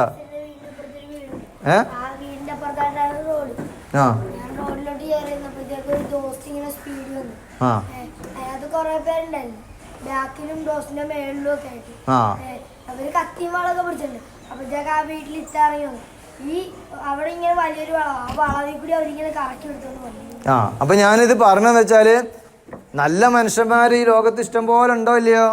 ഉണ്ട്. എല്ലാവരും അങ്ങനെ ധരിക്കാൻ പാടില്ല. പക്ഷെ എന്നാലും ഈ തരത്തിലുള്ള ചീത്ത സ്വഭാവമുള്ള ആളുകളുണ്ട്, കുട്ടികളുണ്ട്. പറഞ്ഞ് മനസ്സിലാവുണ്ടോ? എന്താ സംഭവിക്കാരോ? ഈ തരത്തിലേക്ക് നമ്മൾ പോയി കഴിഞ്ഞാൽ പിന്നെ അവസാനം മനുഷ്യന് ഈ സ്പർശന സുഖം എന്ന് പറഞ്ഞത്, ഇപ്പോൾ ഒരാൾ നമ്മളിങ്ങനെ ടച്ച് ചെയ്ത് നമുക്ക് ഇങ്ങനെ ഒന്ന് തലോടും. യെസ്, ഞാൻ അതിലേക്ക് വരാം. അപ്പോൾ ഒരാൾ നമ്മളിങ്ങനെ, ഇത് ഗുഡ് ടച്ചാണോ ബാഡ് ടച്ചാണോ? ഗുഡ് ടച്ചാണ് അല്ലേ? ഇത് പ്രൈവറ്റ് ഭാഗമൊന്നുമല്ല. പക്ഷേ കുറച്ച് കഴിഞ്ഞപ്പോൾ ഇങ്ങനെ പോയി ഇങ്ങനെ വരികയാണ്. ഇങ്ങനെ പോയി അവസാനം ഇങ്ങനെ താഴോട്ട് ഇങ്ങനെ പോയി വരുമ്പോൾ അപ്പം നമുക്ക് മനസ്സിലാവണം ഇത് നല്ലതല്ല. പറഞ്ഞു മനസ്സിലാവുണ്ടോ? അപ്പോൾ ഞാൻ ഇത് എന്തിനാ നിങ്ങൾക്ക് പറഞ്ഞു വെച്ചാൽ ഇതിൽ വലിയ കുട്ടികളുണ്ട്, ചെറിയ മക്കളുണ്ട്. ഇത് നിങ്ങൾക്ക് തിരിയാത്ത കുട്ടികളൊന്നുമല്ല. ഗുഡ് ടച്ചും ബാഡ് ടച്ചും നമ്മൾ തിരിച്ചറിയണം. നമ്മൾ അവരത്ത് ഒരു കാരണവശാലും ഒരാൾ കാണാനോ ഒരാൾ സ്പർശിക്കാനോ ഒരിക്കലും പാടില്ല. അങ്ങനെ ഏതെങ്കിലും രീതിയിൽ ആരെങ്കിലും നിങ്ങളോട് സമീപിക്കുന്നുണ്ടെങ്കിൽ അയാളോട് ആദ്യം പറയണം, ഞങ്ങൾക്കെതിരെ കേസ് കൊടുക്കും, അല്ലെങ്കിൽ ഉപ്പാനോട് പറയും, ഉമ്മാനോട് പറയും, ഉസ്താദിനോട് പറയും, അല്ലെങ്കിൽ ടീച്ചറോട് പറയും എന്ന് പറഞ്ഞാൽ അങ്ങനത്തെ ആളുകൾക്ക് ഒരു പേടി ഉണ്ടാവും. നമ്മൾ പറയാതെ വന്നു കഴിഞ്ഞാൽ എന്താ സംഭവിക്കുക? ഓല് ചിലപ്പോൾ നമുക്ക് 100 റുപ്യ അല്ലെങ്കിൽ എന്ത് ചെയ്യാം, ചിലപ്പോൾ നമുക്ക് ഒരു 100 റുപ്യ ഒരാൾക്ക് കിട്ടി വിചാരിച്ചോളൂ. അപ്പോൾ നമുക്ക് എന്ത് ചെയ്യാം, അയാളെ ആ ചീത്ത പ്രവൃത്തി നമ്മളോട് ചെയ്ത് അയാൾ പോയി. പിന്നെ നമുക്ക് എന്താ തോന്നുക? പിന്നെ നമുക്കൊരു 100 റുപ്യേൻ്റെ ആവശ്യം. നമ്മൾ ആ 100 റുപ്യായിട്ട് സ്കൂളിൽ പോയിക്കാണ്ട് എല്ലാവർക്കും മുട്ടായി, എൻ്റെ വക എനിക്കെന്താ വേണ്ട, എനിക്കെന്താ ജ്യൂസാ, എനിക്കെന്താ. അപ്പോൾ നമ്മളെ കൂടെ കുറേ ഫ്രണ്ട്സൊക്കെ ഉണ്ടാവും, മനസ്സിലായില്ലേ? അപ്പോൾ നമ്മളെ കൂടെ കുറച്ച് ആളാകുമ്പോൾ പിന്നെ നമുക്ക് പിറ്റേന്നും ഇതേപോലെ കുറച്ച് ആൾക്കാർ നമുക്ക് വേണമെങ്കിൽ നമുക്ക് എന്ത് ചെയ്യണം, പൈസ വേണം. അപ്പോൾ ഇങ്ങനെ പൈസ കിട്ടാൻ ആരെയും ഉണ്ടാകാനൊക്കെ നമ്മൾ നോക്കും. അങ്ങനെയുള്ള കുട്ടികളുണ്ട് കേട്ടോ, എത്രയോ ഉണ്ട്. പറഞ്ഞു മനസ്സിലായില്ലേ? എന്നിട്ട് വരാൻ പോകുന്ന എന്താ, വളരെ മാരകമായ അസുഖങ്ങൾ പിടിവിടും. സിഫിലിസ്, ഗൊണോറിയ തുടങ്ങിയ ലൈംഗിക രോഗങ്ങൾ ഇഷ്ടംപോലെ ഉണ്ട്. പറഞ്ഞു മനസ്സിലാണല്ലേ? ഒരു കാരണവശാലും നമ്മൾ എന്ത് ചെയ്യാൻ പാടില്ല, എത്ര ഇതാണ് ആ തരത്തിലേക്ക് നമ്മൾ നീങ്ങാനേ പാടില്ല. പറഞ്ഞു മനസ്സിലാവുണ്ടോ? ഓക്കെ. പിന്നെ ഈ പൈസ എന്ന് പറഞ്ഞത് വളരെ ശ്രദ്ധിക്കേണ്ട കാര്യമാണ്. ഇപ്പം നാളെ ഒരു കുട്ടീൻ്റെ കേസ് ഞങ്ങളടുത്ത് വന്നു. ഞാൻ കൗൺസിലിംഗ് ചെയ്യുന്ന സമയത്ത് എന്താ ഓൻ്റെ വല്യമ്മാൻ്റെ അടുത്തുനിന്ന് 3000 റുപ്യ, എത്ര റുപ്യ? 3000 രൂപ 7 പഠിക്കുന്ന ഈ കുട്ടി എന്ത് ചെയ്തിക്കണ്, മോഷ്ടിച്ചിക്കണ്. ആ വല്യമ്മക്ക് അറിയില്ല, മനസ്സിലല്ലേ? ഒറ്റയടിക്ക് തുടങ്ങിയതല്ല. അപ്പോൾ എന്താ സംഭവം? എൻ്റെ അടുത്തേക്ക് വന്ന സമയത്ത് ഞാൻ ആ കുട്ടീനോട് ചോദിച്ചു, മോനെ ഇത് എന്ന് മുതൽക്കാണ് ഇങ്ങനെ പൈസ എടുക്കാൻ തുടങ്ങിയത്? അപ്പോൾ ഓൻ പറഞ്ഞത്, ഞാൻ 5ാം ക്ലാസ് പഠിക്കുമ്പോൾ തുടങ്ങിയതാണ്. അപ്പോൾ ഓൻ്റെ മൂത്തമ്മാൻ്റെ മകന് പറഞ്ഞ ആരാ? ഉമ്മാൻ്റെ ജ്യേഷ്ഠത്തിൻ്റെ, മനസ്സിലാവുണ്ടോ? അവനാണ് ഇവനക്ക് ഒരു പ്രചോദനം കൊടുത്ത്. ഇവൻ ആദ്യം എന്ത് ചെയ്ത്, ഒരു 10 റുപ്യ ഉമ്മാൻ്റെ പൈസ അറിയാതെ എടുത്തു. ഉമ്മ ശ്രദ്ധിച്ചിട്ടില്ല. ഇപ്പം നമുക്ക് നമ്മളെ ഉമ്മ അപ്പ എല്ലാം കടയ്ക്ക് സാധനം വാങ്ങാൻ വേണ്ടി 100 റുപ്യ തന്നു അല്ലേ? നമ്മളെ വിശ്വസിച്ചിട്ടാണ് തരുന്നത്. നമ്മൾ ചിലപ്പോൾ 80 റുപ്യക്ക് സാധനം വാങ്ങിയിട്ടുണ്ടാവും, ചിലപ്പോൾ ബില്ലൊന്നും ഉണ്ടായിക്കോളണം. അപ്പോൾ നമ്മളെന്ത് ചെയ്യാം, 90 റുപ്യ ആയി, 80 റുപ്യ സാധനക്കായിട്ടുള്ളൂ. നമ്മൾ 90 റുപ്യ ആയി ഉമ്മ എന്ന് പറഞ്ഞാൽ അവർ വിശ്വസിക്കുകയും ചെയ്യും. 10 രൂപ നമ്മളവിടെ എടുത്തു, ബാക്കി 10 രൂപ കൊടുത്തു. ആ 10 രൂപ ചിലപ്പോൾ കണക്ക് പെട്ടോളുന്നില്ല. പിന്നീട് നിങ്ങൾക്ക് എന്ത് ചെയ്യും? ഇതാണ് ശൈത്താൻ നമ്മളെ മനസ്സിൽ ഇങ്ങനെയൊക്കെ പലതും തോന്നിപ്പിക്കുന്ന കാര്യം. ഇപ്പം ഞാൻ നേരത്തെ പറഞ്ഞ ആ 7ാം ക്ലാസ് പഠിക്കുന്ന കുട്ടിക്ക് എന്താ സംഭവിച്ചത്? അവന് ഓൻ്റെ മൂത്തമ്മാൻ്റെ മകന് ഇങ്ങനെ പറഞ്ഞ് ആദ്യം 10 എടുത്ത്, പിന്നെ ഉമ്മ ശ്രദ്ധിച്ചിട്ടില്ലായിരുന്നു. പിന്നെ ഓൻ 50 എടുക്കാൻ തുടങ്ങി. 50 ഉമ്മാനെ ശ്രദ്ധപ്പെട്ടില്ല. പിന്നെ അങ്ങനെ 100. അപ്പോൾ ഉമ്മാൻ്റെ അടുത്ത് നിന്ന് ഇഷ്ടംപോലെ പൈസ അവൻ അങ്ങനെ എടുത്തെടുത്ത് പോയി. അപ്പോൾ ഓനക്ക് പിന്നെ പൈസക്ക് ഇങ്ങനെ ആവശ്യം കൂടി വരാണ്. അങ്ങനെ എന്ത് ചെയ്ത്, ഒരിക്കൽ വല്യമ്മ എടുത്ത് വെച്ച പൈസ, വല്യമ്മാൻ്റെ ചാരം പൈസ അവിടെ ഉണ്ട് വിചാരിച്ചിക്കാണ്. ആരൊക്കെ കൊടുത്ത പൈസ അവിടെ എടുത്തു വെച്ചതാണ്. അങ്ങനെ വല്യമ്മ എന്തോ ഒരു ആവശ്യത്തിന് തിരഞ്ഞു നോക്കുമ്പോൾ പൈസ കാണുന്നില്ല. ആ വല്യമ്മ ബേജാറായിപ്പോയി. ഇവൻ അവിടെ ഇടയ്ക്കിടയ്ക്ക് വരലുണ്ട്. വല്യമ്മക്ക് ഒരിക്കലും ഓനെ സംശയമില്ല, വല്യമ്മ ഓനാണ് ഇത് വരില്ല. പക്ഷെ വേറെ ആരും അവിടേക്കിടയ്ക്ക് വല്യമ്മാൻ്റെ അടുത്ത് വരലുണ്ട്, സംസാരിക്കലുണ്ട്. വേറെ ആരും അങ്ങനെ വരലില്ല. അങ്ങനെയാണ് വല്യമ്മക്ക് സംശയം തോന്നിയിട്ടാണ്. ഓൻ വല്യമ്മാനോട് സമ്മതിച്ചിട്ടില്ല, ഓനാണ് പൈസ എടുത്ത് പറഞ്ഞിട്ടില്ല. അവസാനം നമ്മൾ കൗൺസിലിങ്ങിന് വിധേയമാക്കിയപ്പോൾ, ഇപ്പോൾ ഞങ്ങളുടെ അടുത്തൊക്കെ വരുമ്പോൾ ഒരാൾ കളവ് പറഞ്ഞു കഴിഞ്ഞാൽ വേഗം കണ്ണുക്ക് നോക്കിയാൽ കളവാണോ സത്യമാണോ മനസ്സിലാക്കാനുള്ള ചില വിദ്യകളൊക്കെ ഉണ്ട്, മനസ്സിലായില്ലേ? ചില ടെക്നിക്സുകളൊക്കെ ഉണ്ട്. അതിൽ NLP എന്ന് പറഞ്ഞൊരു മനഃശാസ്ത്ര ശാഖയിൽ പറയുന്നുണ്ട്. ഒരാൾ കളവ് പറയുന്ന സമയത്ത് കണ്ണിൻ്റെ ചലനങ്ങൾ, അയാൾ ബോഡി ലാംഗ്വേജ് അതൊക്കെ മനസ്സിലാക്കിയിട്ട് നമുക്ക് മനസ്സിലായി. ഈ കുട്ടീനോട് ചോദിച്ചപ്പോൾ എന്നോട് ആദ്യം കളവ് പറഞ്ഞു.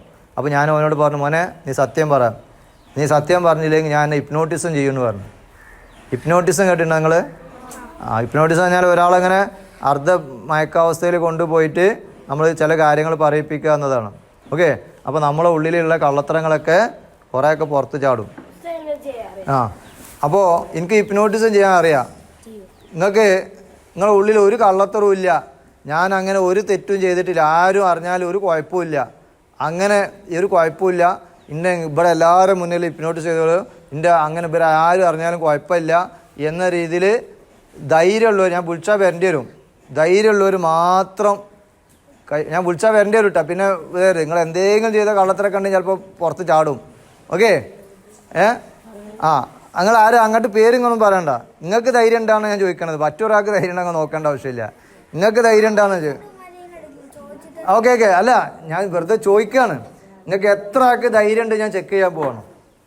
സാർ എന്നെ ഹിപ്നോട്ടിസം ചെയ്തോളൂ, ഞാൻ ഇവരെ ആരറിഞ്ഞാൽ എൻ്റെ അടുത്ത് അങ്ങനെ ഒരു കള്ളത്തരവുമില്ല, ഞാൻ നല്ല കുട്ടിയാണ് എന്ന് പൂർണ്ണ വിശ്വാസമുള്ളവർ മാത്രം അങ്ങോട്ടും ഇങ്ങോട്ടും നോക്കണം. നിങ്ങൾക്ക് വിശ്വാസം ഉണ്ടോ നോക്കിയാൽ, വേറെ ഉള്ളവരെ നിങ്ങൾ പറഞ്ഞു ചെയ്യണ്ട. Okay, ready? അപ്പോൾ എന്നെ ഹിപ്നോട്ടിസം ചെയ്തോളൂ, എനിക്കങ്ങനെ എൻ്റെ ഉള്ളിൽ യാതൊരു കള്ളത്തരമില്ല, ആര് ചെയ്താലും ആരറിഞ്ഞാലും കുഴപ്പമില്ല, അങ്ങനെ ധൈര്യമുള്ളവർ മാത്രം ഒന്ന് കൈപ്പൊക്കിയാണ്, എൻ്റെ ഉള്ളിൽ അങ്ങനെ ഒരു കള്ളത്തരവും ഇല്ല.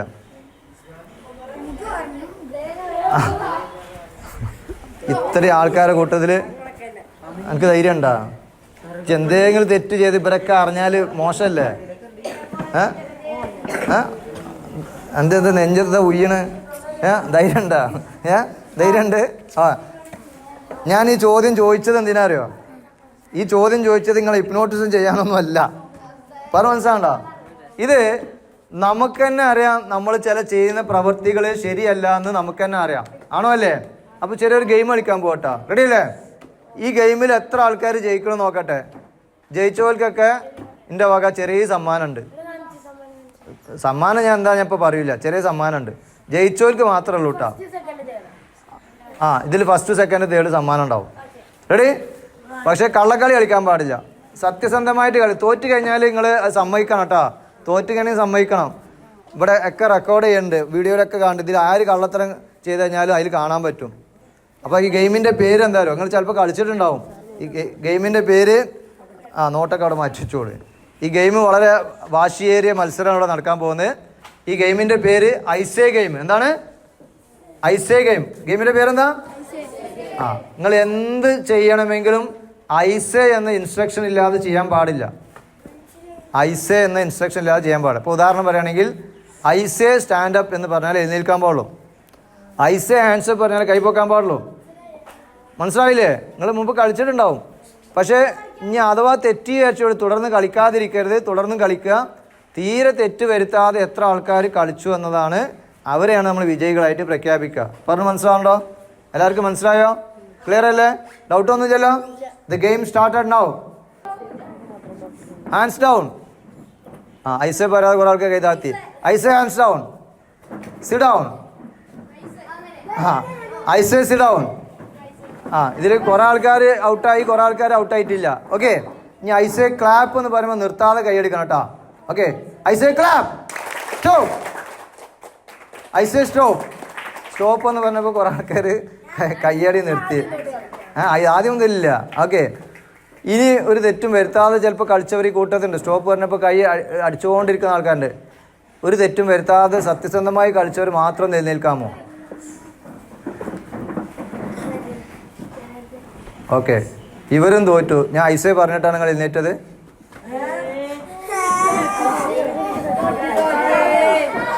അല്ല, ഞാൻ എന്താ പറഞ്ഞത്? ഞാൻ ഐസേ പറഞ്ഞിട്ടില്ല. ഒരു തെറ്റും ഐസേ എന്ന് പറഞ്ഞാലേ ചെയ്യാൻ പാടുള്ളൂ. അതാ പറഞ്ഞത്. യെസ് യെസ്, അവിടെ ഇരിക്ക. നിങ്ങൾ തോറ്റ്. ഗെയിമിന്റെ നിയമം എന്താ? ഗെയിമിന്റെ നിയമം എന്താണ്? ഗെയിമിന്റെ റൂൾ എന്താ? എന്ത് ചെയ്യണമെങ്കിലും ഐസ ഇല്ലാത്തൊരു പരിപാടി ഇല്ലാന്ന് പറഞ്ഞില്ലേ? ഗെയിം കഴിഞ്ഞു ഞാൻ പറഞ്ഞിട്ടില്ല. This is the part of game. ഇത് ഗെയിമിൽ പെട്ട ഒന്നാണ്. മനസ്സിലായോ? അപ്പൊ ചുരുക്കി പറയുകയാണെങ്കിൽ ഈ കൂട്ടത്തില് ആരും ജയിച്ചിട്ടില്ല. ഓക്കെ, ഇതേ ഗെയിം വീണ്ടും കളിക്കുകയാണ് വിചാരിച്ചോളി. നീ കളിക്കണില്ല, കളിക്കുകയാണെങ്കിൽ നിങ്ങൾക്ക് വീണ്ടും തെറ്റ് പറ്റുന്നുണ്ടെങ്കിൽ അതിന്റെ അർത്ഥം എന്താ? നിങ്ങൾ ശ്രദ്ധിക്കുന്നില്ല. മനസ്സിലാവുന്നുണ്ടോ? അല്ല, ഇനിയിപ്പോ സമ്മാനമില്ല, സമ്മാനം കഴിഞ്ഞ്, സമ്മാനം ഇല്ലാതെ നമ്മൾ കളിച്ചു നോക്കുക. സമ്മാനമൊന്നുമില്ല കേട്ടോ. ഓക്കെ, ആ വിന്നേഴ്സ് നമുക്ക് പ്രഖ്യാപിക്കാം. റെഡി അല്ലേ? ഓക്കെ, ഒരു സ്പോർട്സ്മാൻ സ്പിരിറ്റിൽ എടുത്താൽ മതിട്ടാ. ജയം തോൽവിയൊക്കെ ജീവിതത്തിൽ ഉണ്ടാവുന്ന സംഭവമാണ്. ഒരു തോൽവി പറ്റിച്ചിട്ട് നമ്മൾ അതോടെ തളരാനൊന്നും പാടുണ്ടോ? ഇല്ല. അങ്ങനെ അപ്പൊ അതിന് നമ്മൾ പാഠം ഉൾക്കൊള്ളുക അല്ലേ? ആമയും മുയലും ഓട്ട മത്സര കഥ എല്ലാവർക്കും അറിയില്ലേ? അതിൽ ആരാ തോറ്റ്? മുയല് ശരിക്കും തോൽക്കാൻ പാടുണ്ടോ? പിന്നെ എന്തുകൊണ്ടാണ് മുയൽ തോറ്റത്? മുയലിന് എന്താ വന്നത്? അത് അഹങ്കാരം വന്നു അല്ലേ? അമിതമായ ആത്മവിശ്വാസം വന്നു. മുയൽ ആരെ നോക്കിയിട്ട് അങ്ങനെ ആമനെ നോക്കിയിട്ട് ആമ എന്നോട് കളിക്കാൻ നിൽക്കണ്, ഞാൻ ഓടി ജയിപ്പിച്ച് കാണിച്ചു തരാമെന്നൊക്കെ പറഞ്ഞിട്ട് എന്ത് ചെയ്ത് മുയൽ ഒറ്റ ഓട്ടം ഓടി. അപ്പം ആമ എങ്ങനെ എഴഞ്ഞ് ഇങ്ങനെ വരുന്നുണ്ട്. അപ്പോൾ മുയലിന് തോന്നുകയാണ് ഇങ്ങോട്ടൊക്കെ എത്തണമെങ്കിൽ എത്ര സമയമെടുക്കും, ഞാനൊന്ന് ഏതായാലും മരത്തിൻ്റെ ഓട്ടമൊന്നും വെറുതെ ഒന്ന് വിശ്രമിക്കട്ടെ വെച്ചിട്ട് പോയതാണ്. അങ്ങനെ അവസാനം വിശ്രമത്തിൻ്റെ ഇടയിൽ പെട്ടെന്ന് കണ്ണാണ്ട് മാളിപ്പോയി, ഉറങ്ങിപ്പോയി. കണ്ണാണ്ട് തുറന്നു നോക്കുമ്പോഴത്തിന് ആമ എവിടെ എത്തി? ഫിനിഷിങ് പോയിന്റിലെത്തി അല്ലേ? ആണോ അല്ലേ? ശരിക്ക് എന്തുകൊണ്ടാണ് മുയൽ തോറ്റത്? എന്താ? മുയൽ ഓടാൻ അറിയാഞ്ഞിട്ടല്ലല്ലോ. അല്ല, ഇതേപോലെയാണ് നമ്മളെന്താ, ചില കുട്ടികൾ പരീക്ഷ ആവുന്ന സമയത്ത് പരീക്ഷയ്ക്ക് ഇനി എത്ര ദിവസമുണ്ട്, പരീക്ഷ നോക്കി ഒരാഴ്ച കൊണ്ട് ഞാൻ എല്ലാം പഠിച്ച് തീർക്കും എന്നൊക്കെ വിചാരിച്ചിട്ട് പഠിക്കാതെ എങ്ങനെ പോകും. അവസാനം പരീക്ഷ കണ്ട് തൊട്ടടുത്ത് എത്തുമ്പോഴാണ് കുട്ടി ആകെ ഡൗൺ ആയിട്ടുണ്ടാവും അല്ലേ? അത് പല കുട്ടികൾക്കും സംഭവിക്കുന്ന അപകടമാണ്. അപ്പോൾ ഗെയിം ഒന്നുകൂടി കളിക്കാൻ പോകട്ടാ. അല്ല, മാറ്റി നിർത്തുന്നില്ല, ഒരു രസമായിട്ട് എടുത്താൽ മതി. നിങ്ങൾ ഇതിൽ നിങ്ങൾ തോൽപ്പിക്കാൻ വേണ്ടിയുള്ള ഗെയിം കളിക്കണം. നിങ്ങൾക്ക് സ്വയം തെറ്റ് തിരുത്താൻ വേണ്ടിയാണ്. മനുഷ്യന് തെറ്റ് പറ്റല് സ്വാഭാവികമായിട്ട് ചിലപ്പോൾ തെറ്റ് പറ്റൂലേ? We are human, mistake are common. We are human, mistake are എപ്പോഴും അല്ല. ചിലപ്പോൾ തെറ്റ് പറ്റണം, തെറ്റ് ചെയ്യണം എന്നല്ല. അഥവാ തെറ്റ് പറ്റിക്കഴിഞ്ഞാൽ വേഗം എന്ത് ചെയ്യണം? പശ്ചാത്തപിക്കണം. തെറ്റ് എന്ത് ചെയ്യണം? നമ്മൾ കൂട്ടുകാരനെ നമ്മൾ വേദനിപ്പിച്ചു, നമുക്ക് തെറ്റാണെന്ന് മനസ്സിലായി പറയും, സോറി കേട്ടാ, ഞാൻ അപ്പത്തതി പറഞ്ഞാണ്. നമ്മൾ ഉപ്പാനോടും ഉമ്മാനോടും മാതാപിതാക്കളോട് വലാത്തക്കുൻ ഉഫിൻ ഛേ എന്നൊരു വാക്ക് പോലും ആരോട് പറയരുത്? മാതാപിതാക്കളോട് പറയരുത്. നമ്മൾ പഠിച്ചതല്ലേ? ചിലപ്പോൾ നമുക്ക് ദേഷ്യം പിടിച്ചപ്പോൾ നമ്മൾ ചിലപ്പോൾ ഉമ്മാനോട് എന്തോ കാര്യത്ത് സംസാരിച്ചു, നമുക്ക് തോന്നി പഠിച്ചോനെ ഞാൻ ചെയ്തത് തെറ്റാണ്. ഉമ്മാനോട് പറയാം, അമ്മ എനിക്ക് പൊരുത്തപ്പെട്ടായിരുന്നോ? ഞാൻ അപ്പത്തൊരു ദേഷ്യത്തിന് ഉമ്മാനോട് പറഞ്ഞു, നിങ്ങൾ ദ്വാരിക്കണം അമ്മ. അപ്പോൾ ഉമ്മ ഒരു സാരമില്ല മോനെ, ഇനി ചെയ്തിട്ട് ഉമ്മക്ക് നല്ല വിഷമമായി. ഉമ്മ ഞാൻ അറിയാതെ ഞാൻ എന്ത് ചെയ്ത്, നിങ്ങൾ പറഞ്ഞത് കേൾക്കാതെ ഞാൻ ഓൻ്റെ ഒപ്പം കളിച്ചാൻ പോയി. ഞാൻ അറിയില്ലേനി ഓൻ ഇങ്ങനെ എന്നെ വഴി തെറ്റിക്കുന്ന്. നാളൊരു കുട്ടി കളിക്കാൻ പോയപ്പോൾ സംഭവിച്ച ഒരു അപകടം എന്താ അറിയോ? പ്രിയമുള്ളവരെ, നിങ്ങളെപ്പോഴും ശ്രദ്ധിക്കണം. നിങ്ങളുടെ കൂട്ടുകെട്ട് എവിടെയാണ് വഴി തെറ്റിക്കുന്നത്? 7ാം ക്ലാസ് പഠിക്കുന്ന ഒരു ആൺകുട്ടി ഫുട്ബോൾ കളിക്കാൻ പോയതാണ്. 4 കുട്ടികളെ സ്കൂളിൽ നിന്ന് പുറത്താക്കി. അതിലൊരു കുട്ടീനെ എൻ്റെ അടുത്ത് കൗൺസിലിങ്ങിന് കൊണ്ടുവന്നു. അപ്പോൾ എന്താ, ഫുട്ബോൾ കളിക്കാൻ പോയി. കളിയൊക്കെ സ്വാഭാവികം, നമ്മൾ ഫുട്ബോളൊക്കെ കളിക്കും, ക്രിക്കറ്റൊക്കെ കളിക്കും സ്വാഭാവികം അല്ലേ? അതിൽ ഈ 4 പേര് കളി കഴിഞ്ഞതിന് ശേഷം ഗ്രൗണ്ടിൻ്റെ ഒരു മൂലക്ക് ഇവർ 4 പേരും കൂടി പോവുകയാണ്. അതിലെന്തേത്, അതാണ് ഞാൻ പറഞ്ഞത്, ചില സൗഹൃദം, പിയർ ഗ്രൂപ്പിൻ്റെ ഇൻഫ്ലുവൻസ് എന്ന് പറഞ്ഞത്. നിങ്ങൾ എത്ര നല്ല കുട്ടികളാണെങ്കിൽ മറ്റു കുട്ടികളുടെ സ്വാധീനം നിങ്ങൾ അതിലേക്ക് വഴിതെറ്റിക്കും. അങ്ങനെ ഒരു കുട്ടി എന്ത് ചെയ്ത്, ഒരു മൂലക്കിൽ ആരും കാണാത്ത സ്ഥലത്തെത്തി, ഒരു കുട്ടി പോക്കറ്റിൽ നിന്ന് കൈയിട്ട് എടുത്തത് എന്താ, ഒരു സിഗരറ്റ് എടുത്ത്. ഒന്ന് ആലോചിച്ച് നോക്കാണ്. അപ്പോൾ ഇവന് പ്ലാൻ ചെയ്തിട്ടാണ് ഇതൊക്കെ വന്നത്. എന്നിട്ട് സിഗരറ്റ് കത്തിക്കണ ലൈറ്റർ എടുത്തിട്ട് ഓനിങ്ങനെ എന്ത് ചെയ്ത്, ഇതിങ്ങനെ കത്തിച്ചാണ്ട് ഓൻ ഇങ്ങനെ വലിക്കുകയാണ്. അപ്പോൾ വേറെ കുട്ടികളും ഓൻ്റെ ഒപ്പം കൂടി. എൻ്റെ അടുത്തേക്ക് വന്ന കുട്ടി അതിൽ നിന്ന് വിട്ടു നിൽക്കാൻ ശ്രമിച്ചു. അപ്പോൾ എന്ത് ചെയ്ത്, ഈ 3 കുട്ടികളും കൂടി ഇവനെ കളിയാക്കി. ഓ ഇതൊക്കെ ഒരു ആൺകുട്ടിയാണ്, ഇതൊക്കെ ആണാണോ അങ്ങനെയൊക്കെ പറഞ്ഞിട്ട് ഓനങ്ങനെ പറഞ്ഞപ്പോൾ ഓനക്കും തോന്നി, ഞാനിപ്പോൾ ഇവരപ്പം കൂടിയില്ലെങ്കിൽ ഞാൻ ഒറ്റപ്പെട്ടു പോകുന്നു. എന്നിട്ട് ഓലെ സന്തോഷിപ്പിക്കാൻ വേണ്ടി ഓനും അതേപോലെ എന്ത് ചെയ്ത് ഓലപ്പാണ്ട് കൂടി കൊടുത്തു. അങ്ങനെ അതിൽ വേറെ ഒരുത്തനെന്ത്, ഓൻ്റെ കയ്യിൽ ഫോണുണ്ട്, മൊബൈൽ ഫോണ്. ഓൻ ഇതൊക്കെ എന്ത് ചെയ്ത് ഒരു വീഡിയോ അല്ലെങ്കിൽ ഫോട്ടോസൊക്കെ എടുത്ത് കുട്ടികളുടെ മനസ്സ് തോന്നുന്ന ഓരോ ചിന്തകളാണ്. ഓനെ ഫോട്ടോ എടുത്ത് ഇതെങ്ങനെ സ്കൂൾ അധികൃതർ എങ്ങനെ അറിഞ്ഞ് ഓൻ എന്ത് ചെയ്ത് ഇൻസ്റ്റയിൽ പോസ്റ്റ് ചെയ്ത്.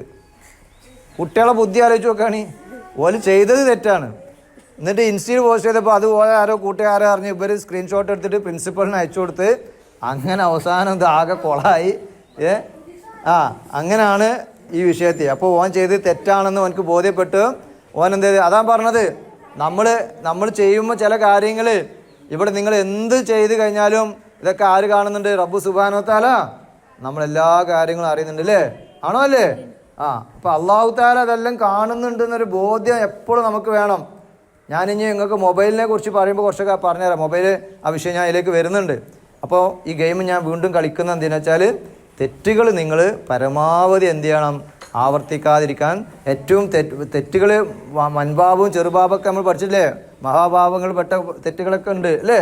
ഒരു തെറ്റും നമ്മൾ എന്ത് ചെയ്യാൻ പാടില്ല? നിസ്സാരാക്കി കാണാൻ പാടില്ല. ജീവിതത്തിൽ ഒരു തെറ്റും നിസ്സാരാക്കി കാണാം. അത് ചെറിയ തെറ്റല്ലേ, വലിയ തെറ്റല്ലേ? നമ്മളപ്പം തന്നെ തെറ്റുകൾ വേഗം വേഗം തിരുത്തണം അല്ലേ? ഇപ്പം നമ്മൾ സ്കൂൾ വിട്ട് പോകുന്ന സമയത്ത് അല്ലെങ്കിൽ എന്ത് ചെയ്യാം? നിങ്ങൾക്കറിയില്ല, വഴിയിൽ എന്തെങ്കിലും ഒരു മുള്ളോ ഒരു തടസ്സം കഴിഞ്ഞാൽ നീക്കുന്നത് പഠിച്ചോൻ്റെ കൂലി കിട്ടുന്ന കാര്യമല്ലേ? അല്ലേ? ഈമാൻ്റെ അംശത്തിൽപ്പെട്ടാണ് അതൊക്കെ അല്ലേ?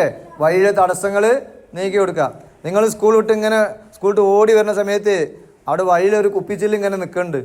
ഒരു കുപ്പിച്ചില്ല് ഇങ്ങനെ കൂർത്ത് ഇങ്ങനെ ഒക്കെ ഉണ്ട്. നിങ്ങളത് കണ്ടു. നിങ്ങളത് എന്ത് ചെയ്ത് കണ്ടിട്ട് മെയിൻറ്റെയിൻ ചെയ്യാതെ നിങ്ങളത് നോക്കാതെ ഇങ്ങനെ ഒറ്റ പോക്ക് കണ്ട് പോയി.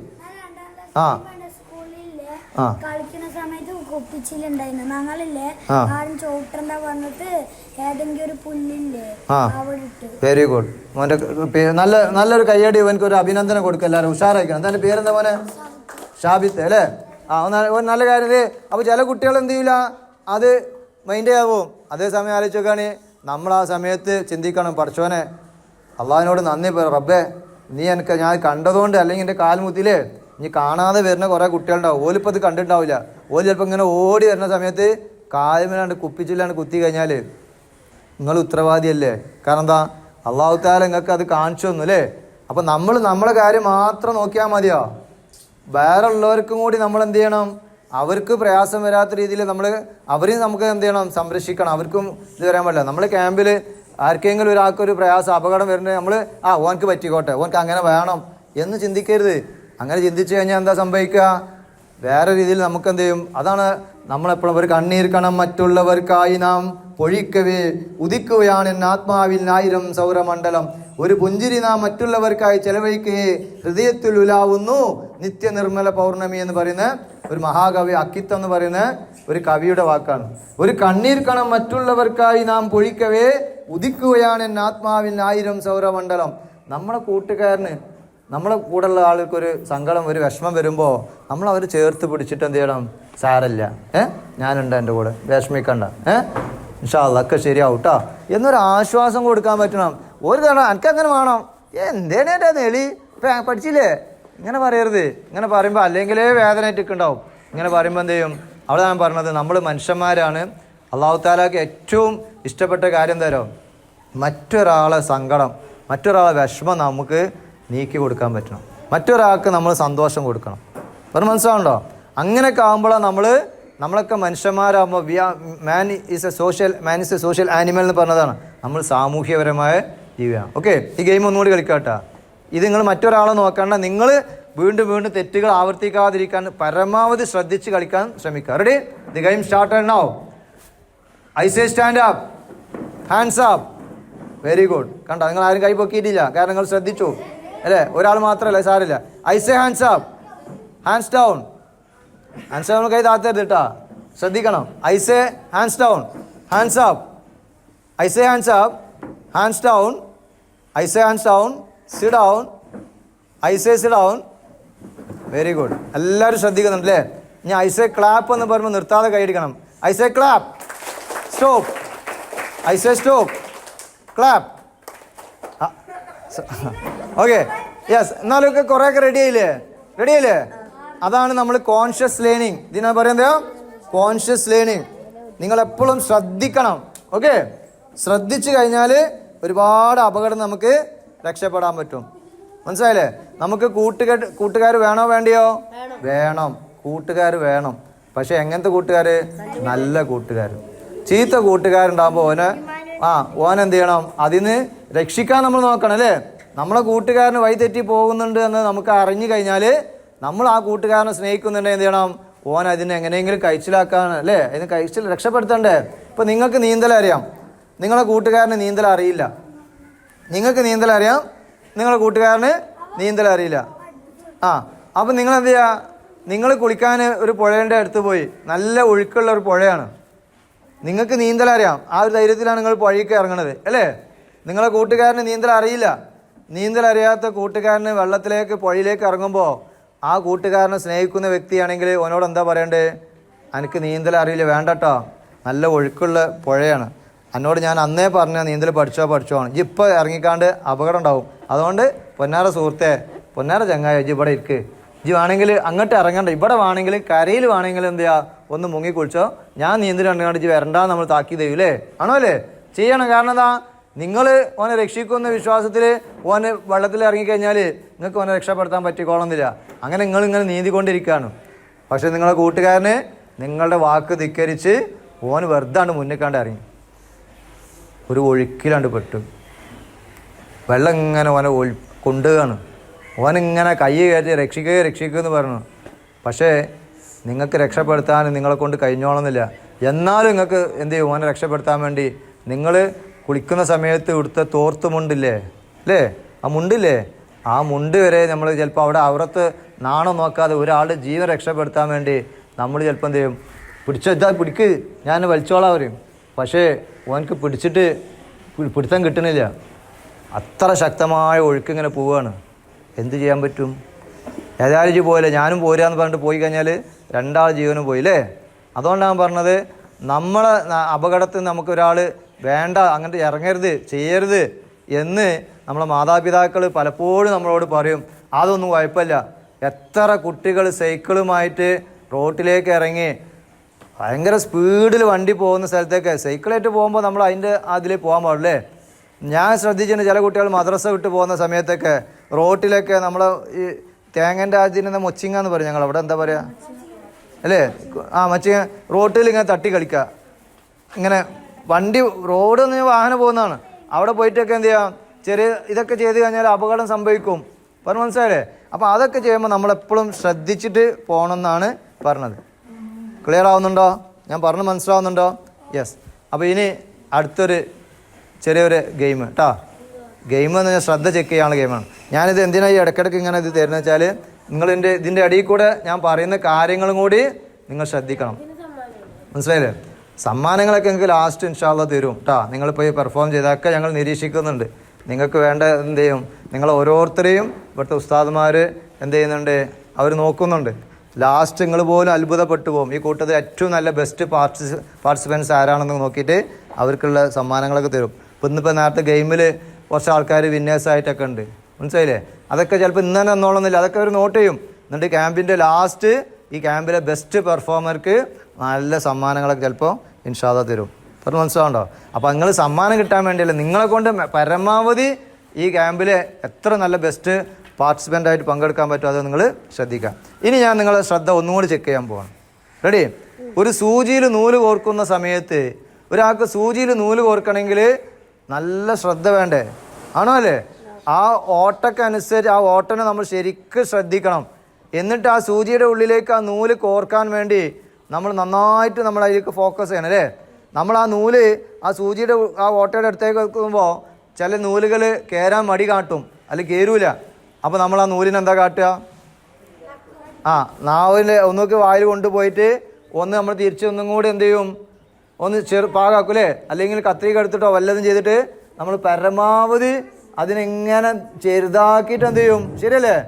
ആ നൂലിൻ്റെ ആ ഓട്ട ആ സൂചിയുടെ ഓട്ടയുടെ ഉള്ളിലേക്ക് അതിങ്ങനെ കയറാൻ വേണ്ടി നമ്മൾ പരമാവധി ശ്രദ്ധിക്കല്ലേ? ഇതേപോലെയാണ് നമ്മളെ മനസ്സ് ഇങ്ങനെ പലോടത്തേക്ക് ഇങ്ങനെ അങ്ങോട്ടും ഇങ്ങോട്ടും മൈൻഡ് സാസിലേക്ക് മങ്കി എന്ന് പറയുന്നത് കൊണ്ടാണ്. മനുഷ്യൻ്റെ മനസ്സ് കുരങ്ങിൻ്റെ സ്വഭാവം കാട്ടും. ഇപ്പോൾ ഒരു വിദ്യാർത്ഥിക്ക് ഏറ്റവും പ്രധാനപ്പെട്ട ഒരു ക്വാളിറ്റി ഞാൻ നേരത്തെ പറഞ്ഞ അനുസരണയാണെങ്കിൽ മറ്റൊരു ക്വാളിറ്റി എന്തായാലോ ശ്രദ്ധിക്കണം. ടീച്ചേഴ്സ് ക്ലാസ് എടുക്കുമ്പോൾ അല്ലെങ്കിൽ ഉസ്താദന്മാർ ക്ലാസ് എടുക്കുമ്പോൾ ശ്രദ്ധിക്കണം. ആ ശ്രദ്ധ വ്യതിചലിച്ച് പോയാൽ നിങ്ങൾക്ക് ഒന്നും തലയിൽ കയറില്ല. പറഞ്ഞ മനസ്സിലാവണ്ടോ? ഇതേപോലെയാണ് ഞാൻ ഇനി പറയാൻ പോകുന്നത്. ശ്രദ്ധിച്ച് ചെയ്താൽ നിങ്ങൾക്ക് ഇതിൽ സക്സസ് ആകും. ഇതിൽ വിന്നേഴ്സ് ഒന്നും ഇല്ല കേട്ടോ. ജസ്റ്റ് ഒന്ന് ചെക്ക് ചെയ്യാൻ പോകണം. ഞാൻ 1 എന്ന് പറയുമ്പോൾ 2 ക്ലാപ്പ്, 1 എന്ന് പറയുമ്പോൾ 2 ക്ലാപ്പ്, 2 എന്ന് പറയുമ്പോൾ 3 ക്ലാപ്പ്, 2 എന്ന് പറയുമ്പോൾ 3 ക്ലാപ്പ്, 3 എന്ന് പറയുമ്പോൾ നോ ക്ലാപ്പ്, കൈ അടിക്കരുത്. 3 എന്ന് പറയുമ്പോൾ നോ ക്ലാപ്പ്, 4 എന്ന് പറയുമ്പോൾ 1 ക്ലാപ്പ്. ഓക്കെ, ഇത് നിങ്ങൾ ശ്രദ്ധ ചെക്ക് ചെയ്യാൻ വേണ്ടി കേട്ടോ. റെഡി? 1 എന്ന് പറയുമ്പോൾ എത്ര? 2, 2 എന്ന് പറയുമ്പോൾ എത്ര? 3, 3 എന്ന് പറയുമ്പോൾ എത്ര? നോ ക്ലാപ്പ്, 4 എന്ന് പറയുമ്പോൾ. ഇത് നിങ്ങൾ തെറ്റിക്കാൻ വേണ്ടിയല്ല കേട്ടോ ഞാൻ ചെയ്യുന്നത്. നിങ്ങൾ എത്ര ശ്രദ്ധിക്കാൻ പറ്റുമോ അത്രയും നിങ്ങൾ ശ്രദ്ധിക്കുക. നിങ്ങളെ മനസ്സിനെ നിങ്ങൾ എന്ത് ചെയ്യുക? കോൺഷ്യസ് ആക്കുക. ഓക്കെ, മനസ്സിങ്ങനെ പോകുമ്പോൾ ശ്രദ്ധിക്കുക. 1 എന്ന് പറയുമ്പോൾ ഞാൻ ചിലപ്പോൾ തിരിച്ചും മറിച്ചും അങ്ങോട്ടൊക്കെ പറയും. ഓക്കെ, എന്തുണ്ടായാലും ഞാൻ 3 എന്ന് പറഞ്ഞ് ഞാൻ ക്ലാപ്പ് ചെയ്യൂല എന്ന് തീരുമാനിക്കാം. ഓക്കെ, നമ്മളെ മനസ്സിനെ നമ്മൾ ശക്തിപ്പെടുത്തണം. നമുക്ക് ചെയ്ത് തെറ്റാണ് ബോധ്യപ്പെട്ടു, പറയാം ഞാൻ ചെയ്ത് ശരിയല്ല, തെറ്റാണ്. ഇനി ഞാൻ തൗബ ചെല്ലുക എന്ന് പറഞ്ഞാൽ എന്താ? തൗബ എന്ന് പറഞ്ഞാൽ എന്താ? നമ്മൾ ചെയ്ത തെറ്റ് പടച്ചവനോട് ഏറ്റു പറ, പടച്ച റബ്ബേ എനിക്ക് പറ്റുമോ, ഇനി ഞാൻ ആ തെറ്റ് ഞാൻ ചെയ്യൂല റബ്ബേ, നീ എനിക്ക് തെറ്റ് ചെയ്യും, പിന്നെ തൗബ വരും, പിന്നെയും തെറ്റ് ചെയ്യാം. അതല്ല, നമ്മളൊരാളോട് ഞാൻ ചോദിക്കട്ടെ, സോറി പറയുന്നതാണോ ഏറ്റവും വലിയ മാന്യത? സോറി പറയാൻ ചാൻസ് കൊടുക്കാത്തതാണോ ഏറ്റവും നല്ല മാന്യത? സോറി പറയാൻ അവസരം, അതായത് സോറി പറയാൻ ചാൻസ് ഉണ്ടാക്കരുത്. മനസ്സിലായില്ലേ? അതായത് അത്രമാത്രം നമ്മൾ എന്ത് ചെയ്യണം? ശ്രദ്ധിക്കണം എന്ന് പറയണം. ഓക്കെ, ഒരാൾ കാലുമ്പോൾ നമ്മൾ ആണ് ചവിട്ടി, സംഗതി നമ്മൾ അറിയാതെ ചവിട്ടിയതാണെങ്കിൽ പോലും അയാൾക്ക് വേദനല്ലേ, നമ്മൾ സോറി ഇട്ടോ ഞാൻ അറിയാറുണ്ട്, പിന്നെ അയാളെ പിന്നെയും ചവിട്ടുക. ഒരു ചവിട്ടി അത് സാരമില്ല, പിന്നെയും നിങ്ങളെ കാലം അവിടെ തന്നെ പോയിട്ട് ചവിട്ടുകയാണ്. അപ്പോൾ അയാൾക്ക് ദേഷ്യം മുടിച്ചില്ലേ? നേരത്തെ അറിയില്ല. അപ്പോൾ നിങ്ങൾ ശ്രദ്ധിക്കാത്തതുകൊണ്ട് പറ്റുന്നതാണ്. അപ്പോൾ ഈ ഗെയിം ഒന്നുകൂടി നോക്കട്ടെ. അതിൽ നിങ്ങളെ ശ്രദ്ധ ചെക്ക് ചെയ്യാനുള്ള മറ്റൊരു ഗെയിമാണ്. 1 എന്ന് പറയുമ്പോൾ 2, 2 എന്ന് പറയുമ്പോൾ 3, 3 എന്ന് പറയുമ്പോൾ നോ ക്ലാപ്പ്, 4 എന്ന് പറയുമ്പോൾ 1 ക്ലാപ്പ്. റെഡി? ഓക്കെ, സ്റ്റാർട്ട് ചെയ്യില്ലേ? 1, 2, 3. നോ ക്ലാപ്പ്, കൈ അടിക്കരുത്, ശ്രദ്ധിക്കണം കേട്ടോ മോനെ. 4, വെരി ഗുഡ്. 4, 3. 3 നമ്മൾ ക്ലാപ്പ് ചെയ്യരുത്. ചില കുട്ടികൾ അല്ല ഔട്ടാക്കണ്ട, നിങ്ങൾ ശ്രദ്ധിച്ചാൽ മതി കേട്ടോ. നമ്പർ കേട്ട് പെട്ടെന്ന് കൊട്ടണ്ട കേട്ടോ. ഒന്നുകൂടി 3, നോ ക്ലാപ്പ്, വെരി ഗുഡ്. ഒന്നുകൂടി 1, 4, 3. 3 പറയുമ്പോൾ കൊട്ടരുത് കേട്ടോ. ഒന്നുകൂടി ശ്രദ്ധിക്കുക. നമ്മളത് പരമാവധി നമ്മൾ ശ്രദ്ധിച്ചിട്ട് ക്ലിയർ ആക്കുക. ഒന്നുകൂടി ഒന്നുകൂടി 2, 1, 3. പിന്നെ എന്താ ആവർത്തിക്കണേ? 3 എന്ന് കേൾക്കുമ്പോൾ അല്ല ഞാൻ പറഞ്ഞത് സാരമില്ല. 3 എന്ന് പറയുമ്പോൾ ഞാൻ കൊട്ടൂലാന്ന് തീരുമാനിക്കുക. 3 എന്ന് പറഞ്ഞാൽ ഞാൻ കൊട്ടൂലാന്ന് മനസ്സിൽ ഉറപ്പിക്കട്ടോ. കൈ ഇങ്ങനെ പോവും, പക്ഷെ കൊട്ടരുത്. റെഡി? എന്നിട്ട് എത്ര പേർക്ക് അങ്ങനെ ശ്രദ്ധിക്കാൻ പറ്റും നോക്കട്ടെ. റെഡി? ഒന്നുകൂടി 3, വെരി ഗുഡ്. കണ്ട, അപ്പം ശ്രദ്ധ കിട്ടിയില്ലേ? 1, 3. എന്നാലും കുറേയൊക്കെ ഒരാളില്ലേ ഇത് കേട്ടിട്ട് ശ്രദ്ധിക്കട്ടോ. യെസ്. ഇനി ഞാൻ പറയാൻ പോകുന്ന മറ്റൊരു കാര്യം, കുട്ടികൾ വഴിതെറ്റി പോകുന്ന ഏറ്റവും പ്രധാനപ്പെട്ട ഒരു കാര്യം എന്താ അറിയോ? മൊബൈൽ ഫോണിലേക്ക് വരാം. അതിന് നിങ്ങൾക്ക് വെള്ളത്തിന് വല്ലാതെ ദാഹമൊന്നുമില്ലല്ലോ. ഇവർക്ക് എപ്പോഴാണ് വെള്ളം എപ്പോഴാണ് കൊടുക്കുന്നത്? ചില കുട്ടികൾക്ക് അതിലിപ്പോൾ പോകണ്ട, നിങ്ങൾക്ക് ആ ബ്രേക്ക് തരുമ്പോൾ ആ സമയത്ത് കുടിച്ചാൽ മതി കേട്ടോ. കുറേ കുട്ടികൾക്ക് വെള്ളം കുടിക്കാനുള്ള ഒരു ഇതുണ്ട്, അതുകൊണ്ടാണ്. കാരണം നിങ്ങൾ ശ്രദ്ധിച്ച് ഇനി വളരെ പ്രധാനപ്പെട്ട ചില പോയിന്റുകളാണ് ഇനി പറയാൻ പോകുന്നത്. പ്രധാനപ്പെട്ട ചില പോയിന്റുകളാണ് ഇനി പറയാൻ പോകുന്നത്.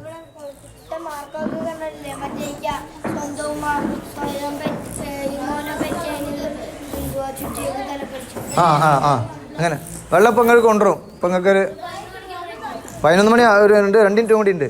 11 മണിക്കൊരു ബ്രേക്ക് ഉണ്ട് കേട്ടോ. ആ ബ്രേക്കിൽ നിങ്ങൾക്ക് വെള്ളം കുടിക്കാനുള്ള സമയമുണ്ട്. ഓക്കെ.